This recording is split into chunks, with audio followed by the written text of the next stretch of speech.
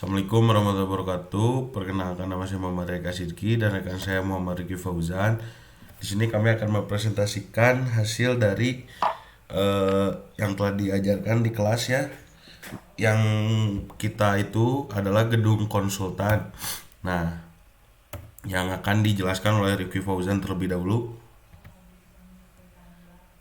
Ya, jadi ada perancangan tahap pertama yaitu perancangan jaringan komputer gedung kantor konsultan yang menggunakan jaringan internetnya itu menggunakan modem ADSL, router utamanya TP-Link, distribusi jaringannya itu menggunakan switch, fasilitasnya menggunakan server database, komputer adminnya itu memakai desktop PC, komputer pengguna itu yakni oleh router Mikrotik plus AP.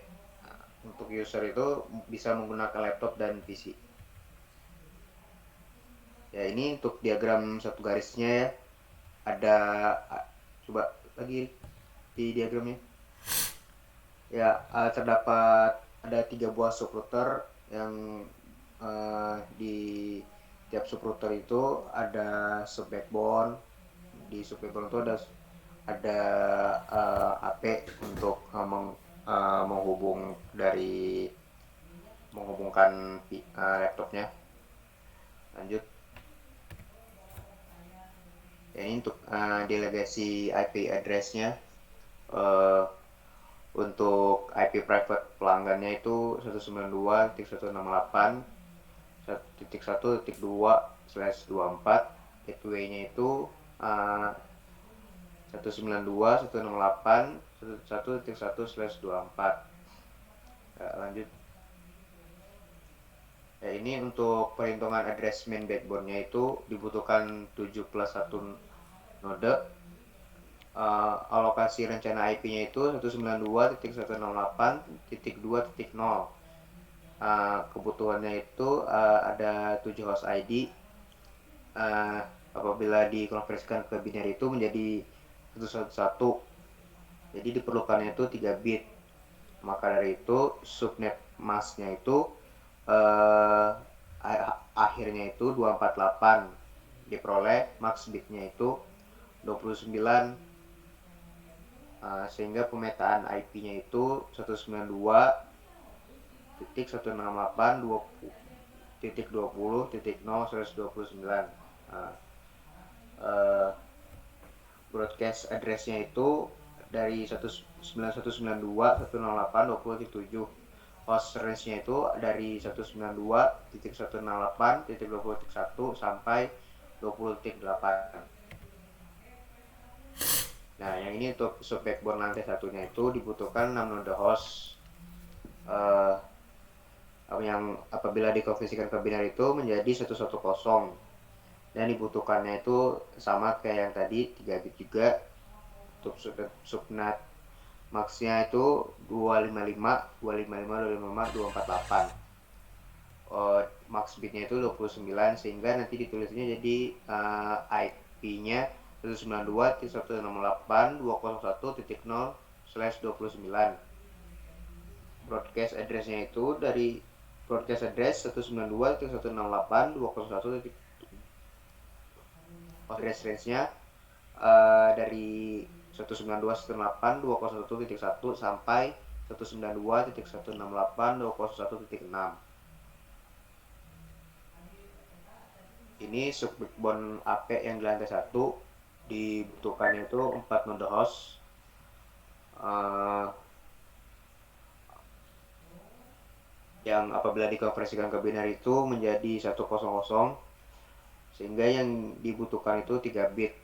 Dan untuk subnet maxnya itu 248, diperolehnya itu sebanyak diperoleh max bitnya itu 29, sehingga nanti pemetaan IP-nya itu ditulis 192.168.201.0/29.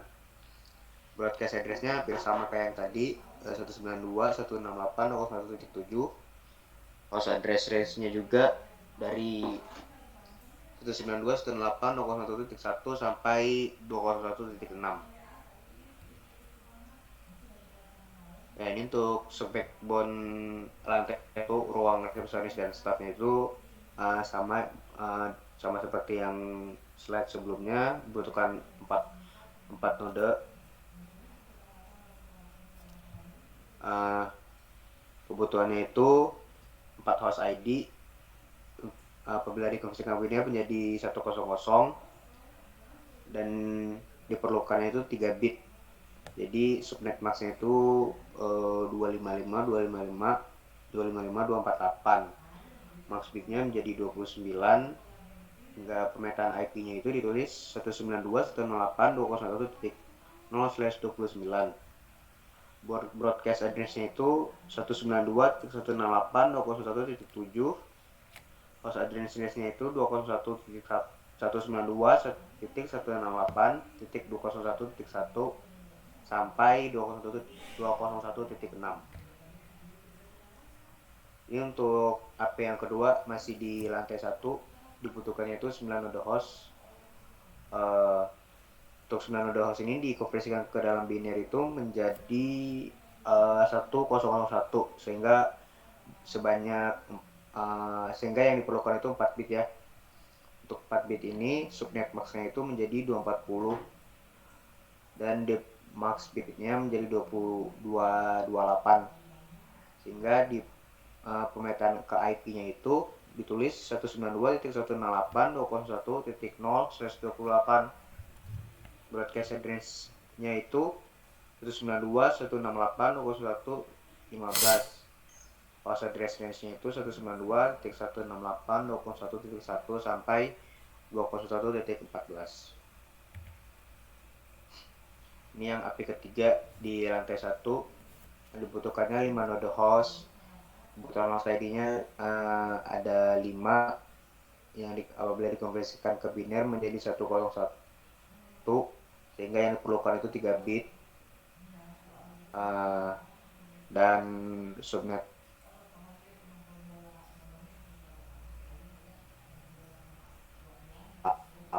pametan diperoleh max bitnya itu 29.168.201.0/29. Broadcast address-nya itu 192.168.201.7. Host address range-nya itu 192.168.201.1 sampai 201.6.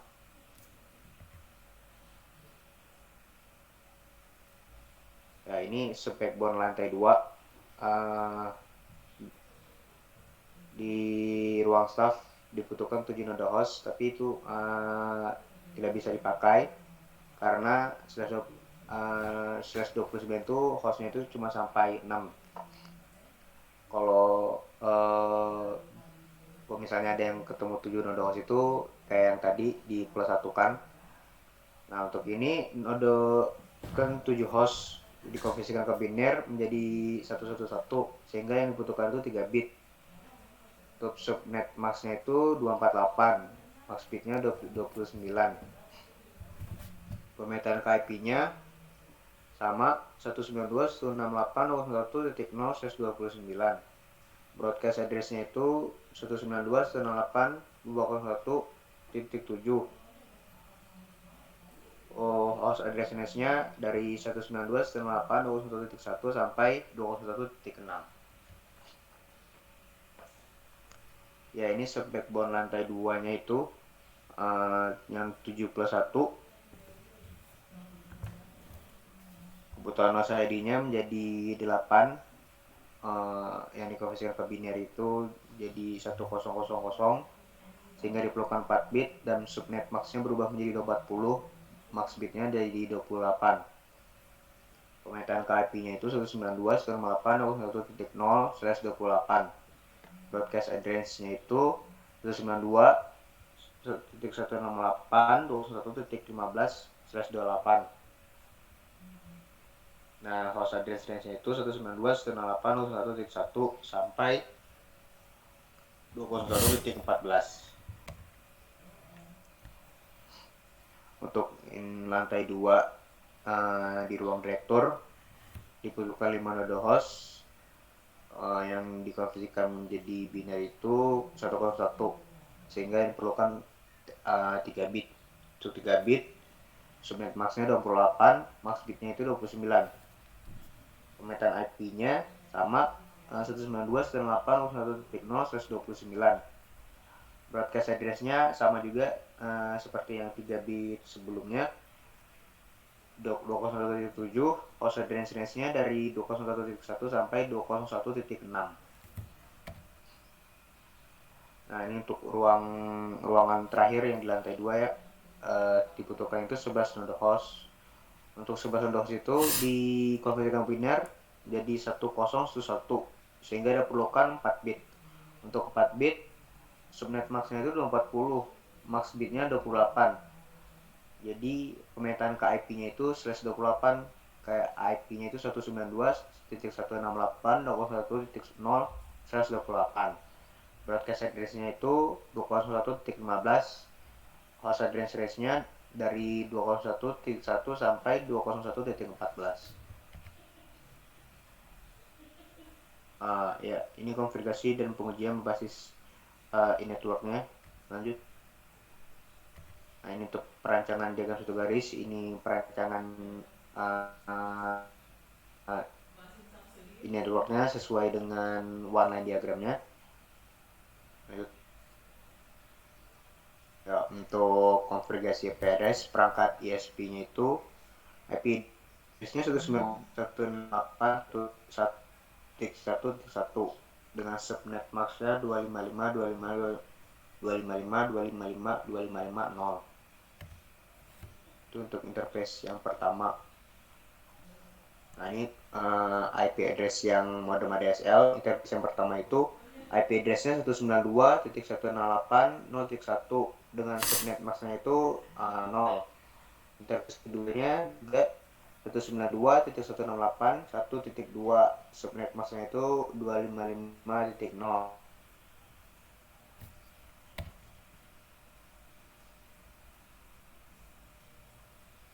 Nah, ini delegasi main router dari ADSL.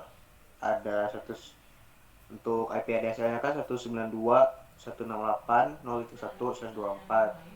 Main routernya menjadi 192.168.0.2/24. Ada konfigurasi main routernya ada 3 interface. Yang interface pertama itu 192.168.0.2, subnet max-nya 0. Yang interface kedua 192, IP-nya 192.168.0.1, subnet max-nya itu 240 atau /28. Nah, interface ketiga itu 192.168.30.1, subnet max-nya 240 juga.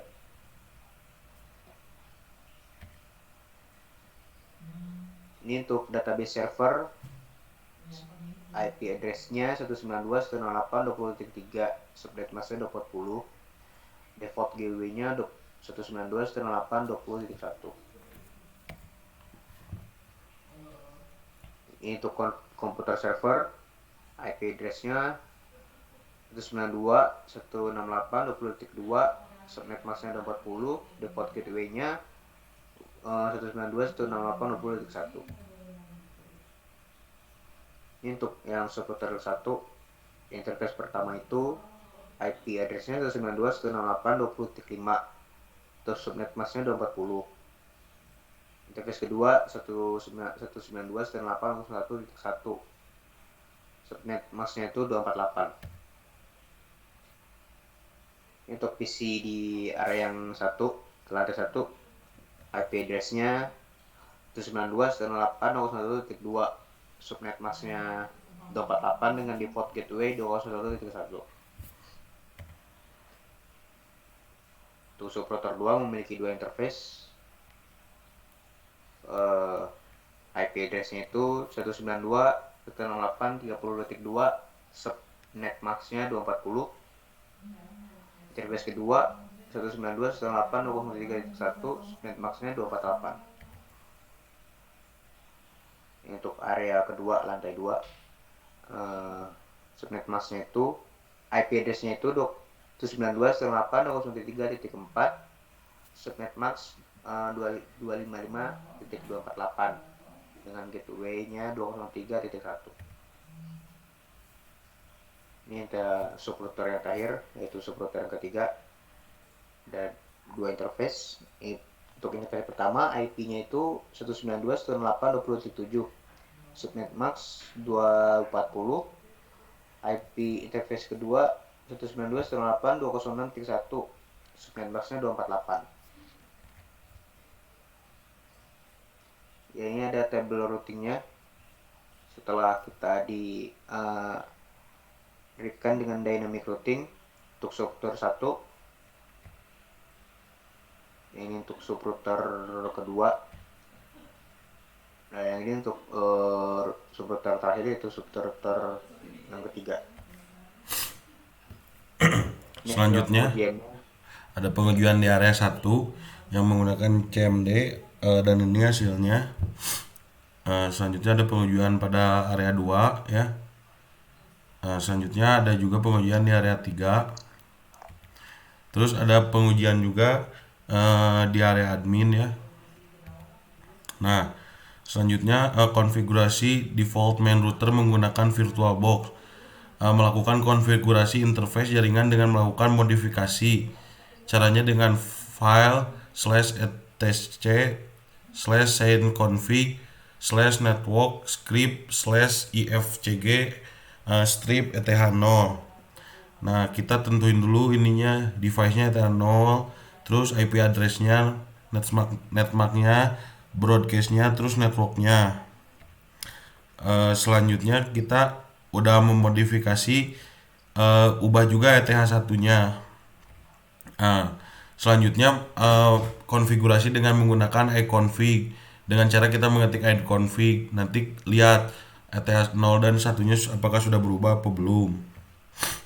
Nah, terus selanjutnya adalah config firewall. Nah, di sini tuh kita mengkonfig firewallnya ya. Nah, selanjutnya kita melakukan tes ping di CMD dengan ngeping ke alamat IP yang telah ditentukan. Selanjutnya kita ngetes ping di Red Hat-nya. Sini ada 2 tesnya ya. Nah, selanjutnya konfigurasi interface DNS server. Di tahap ini bertujuan untuk melakukan konfigurasi interface dengan melakukan pembuatan file dengan cara file /etc/signconfig/network strip script /ifcfg strip eth0. Nah, kita ubah lagi kayak yang sebelumnya. Nah, langsung dicek lagi pakai if config apakah udah berubah belum eth0-nya. Nah, selanjutnya kita konfigurasi DNS server. Di pengaturan ini memasukkan domain web. Nah, karena kita tentang Dena Arsitek, maka nama webnya arsitek.or.id. Nah, setelah itu dikonfigurasi, udahnya di save. Selanjutnya lanjut ke langkah berikutnya. Nah, selanjutnya kita melakukan konfigurasi pada file for.arsitek.or.id dan ref.arsitek.co.id. Langkah pertama, ganti lokasi ke folder named dengan cara mengetik cd/var/named/ lalu ketik ls untuk melihat file-file yang akan ditampilkan di file named lokal. Lalu copy file tersebut menjadi nama file yang telah ditentukan di konfigurasi named.config. Caranya dengan mengetik sudo cp named.local for arsitek.or.id dan sudo cp named.local ref.arsitek.or.id. Selanjutnya edit file for.arsitek.or.id dengan cara ketik sudo v for.arsitek.or.id. Maka tampilan awalnya akan seperti di bawah ini. Nah, selanjutnya konfigurasi file refarsitek.or.id dengan cara ketik sudo v ref.arsitek.or.id. Tampilan awalnya hampir sama dengan default tahap sebelumnya. Lalu ganti localhost dengan domain yang telah ditentukan seperti gambar di bawah ini. Nah, di baris bawah pada kolom terlihat angka-angka itu merupakan angka akhir dari setiap IP yang dimasukkan. Contoh pada IP host DNS server 192.168.0.2, maka angka yang ditulis adalah 2, begitupun selanjutnya. Nah, selanjutnya kita melakukan konfigurasi lagi dengan mengedit resolve.conf dengan mengetik sudo v/etc/resolve.conf, lalu isikan saja seperti di bawah ini. Nah, selanjutnya start named service-nya dengan cara ketik sudo /etc/init.d/named/start. Untuk memastikan berjalan atau tidak, ketik ps strip ax, lalu cari di bagian bawah apakah terdapat komen named atau tidak. Jika terdapat, servisnya berjalan seperti gambar di bawah ini, di mana named berhasil start pada PID 2250 seperti di gambar.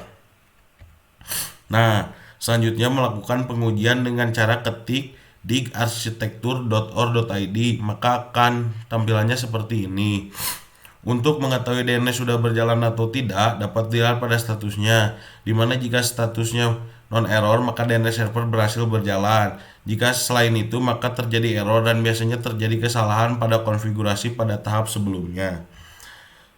Selain pengujian dig, selanjutnya ada pengujian lagi yang menggunakan nslookup, yaitu ketik saja nslookup, lalu ketik set type sama dengan any, enter, lalu ketik domainnya. Nah, domainnya ini adalah arsitek.or.id, maka hasilnya seperti di bawah ini. Dapat dilihat bahwa DNS-nya sudah berjalan dengan domain arsitek.or.id, lalu servernya sudah menjadi 192.168.2.2 sesuai yang sudah dikonfigurasi sebelumnya.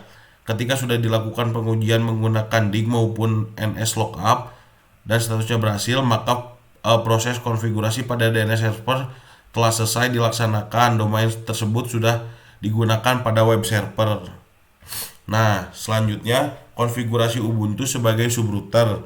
Nah, yang pertama itu kita melakukan import Ubuntu pada VirtualBox dan ubah namanya pada network adapter 1 dengan adapter yang digunakan untuk ETH1 pada main router, serta ubah nama pada network adapter 2 dengan adapter yang digunakan pada ETH1 pada main router, kemudian start Ubuntu. Selanjutnya melakukan konfigurasi IP ETH0 dan ETH1 untuk subrouter pada Ubuntu dengan cara memasukkan command sudo nano/etc/network/interface, lalu tambahkan IP address, netmark, network, dan broadcast untuk ETH0 dan 1. Nah, di sini dimasukkan addressnya 192.168.2.5, netmarknya adalah 248, networknya 192.168.2.0, broadcastnya 192.168.2.7, gateway-nya 192.168.2.1. Nah, di ETH1-nya address-nya 192.168.70.1, netmarknya adalah 248, networknya 192.168.70.0, broadcastnya 192.168.70.7. Nah, setelah menambahkan IP pada ETH1 dan 0, selanjutnya melakukan konfigurasi post routing dengan cara memasukkan command sudo nano/etc/rc.local. Di dalam file rc lokal dilakukan penambahan untuk mengaktifkan firewall dan juga post routing untuk network 192.168.3.0 agar bisa terhubung satu sama lainnya. Nah, setelah melakukan konfigurasi pada post routing, maka selanjutnya melakukan reboot pada Ubuntu dengan cara memasukkan command sudo reboot. Setelah itu, lakukan pengecekan apakah sudah berubah atau belum. Nah, di sini ETH0-nya dan ETH1-nya udah berubah. Nah, udah gitu kita melakukan pengujian pada main router di Red Hat dengan menggunakan ping ke ETH0 dan 1 di subrouter. Nah, di sini juga sama, udah bisa ngepingnya. Nah, selanjutnya konfigurasi dan pengujian untuk subrouter berbasis MikroTik. Pertama-tama kita login dulu ke mesin subrouter MikroTiknya, lakukan pengujian dua interface jaringan apakah sudah terpasang atau belum. Nah, di sini tuh sudah terpasang. Kalau belum terpasang, di sininya kosong.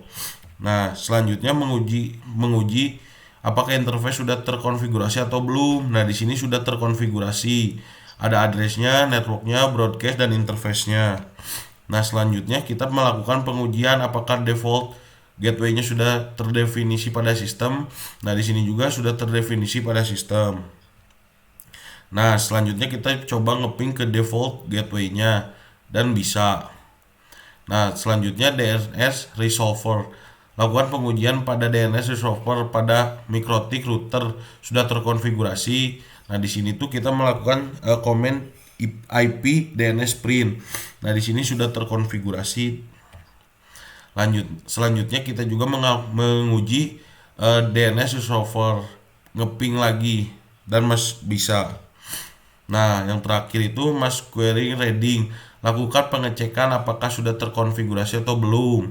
Ini sebelum ini dicek dulu dengan komen IP firewall not print. Nah, ini selanjutnya dilakukan pengujian dengan cara IP firewall not add action sama dengan mas query out interface ether 1.